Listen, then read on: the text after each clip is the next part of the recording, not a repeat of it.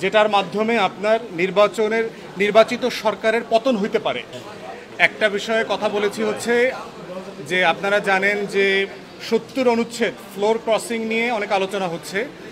জনগণের জন্য একটু বলছি যে 70 অনুচ্ছেদ বলতে বোঝানো হয় সংসদ সদস্য দলীয় ব্যানারে নির্বাচিত হবার পরেও সেই দলের দলীয় প্রস্তাবনা অথবা বিলের বিপক্ষে কোনো সংসদ সদস্য ভোট দিতে পারবেন কিনা, পারলে কোন কোন ক্ষেত্রে পারবেন, এই জিনিসটাকে বলা হচ্ছে ফ্লোর ক্রসিং অথবা হচ্ছে 70 অনুচ্ছেদ।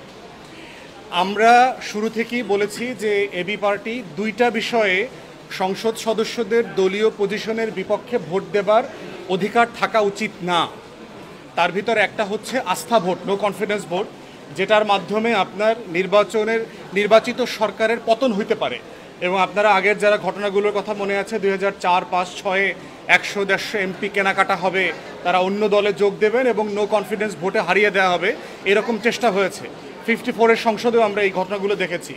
তো সেই জায়গাতে আমরা বোধ করছি যে নো কনফিডেন্স ভোটের ব্যাপারে দলীয় পজিশনের বিপক্ষে যাওয়া উচিত না।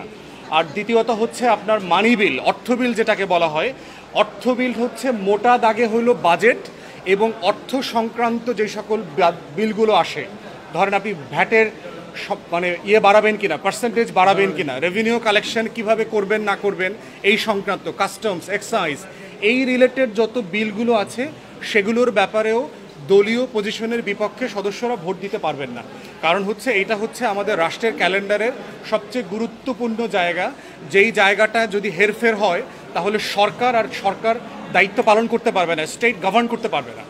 এই দুইটা বিষয়ের বাইরে এবি পার্টি মনে করে যে কোনো বিষয়ে সংবিধান সংশোধন বলেন, জাতীয় নিরাপত্তা ইস্যু বলেন, যে কোনো বিষয়ে সংসদ সদস্যদের ঘরে বাইরে, দলের বাইরে, সংসদে পজিশনের বিপক্ষে কথা বলবার অধিকার থাকা উচিত এবং সেটা না থাকলে যে ডেমোক্রেটিক প্র্যাকটিস আছে সেই অভ্যেসটা লঙ্ঘিত হবে, বাধাগ্রস্ত হবে।